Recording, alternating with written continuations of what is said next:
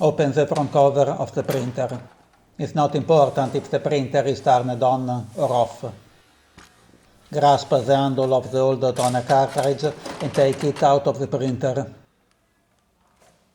Slide the new cartridge out of its protective box.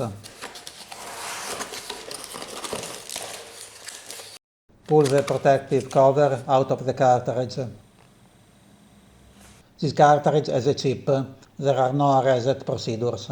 The chip will cancel the toner error message. Shake the cartridge 5 or 6 times to better distribute the toner inside the cartridge. The original cartridge does not come with a seal, but some compatible cartridges may have one. Insert the new toner. Align the toner cartridge with the tracks inside the machine, then push it firmly until it clicks into place.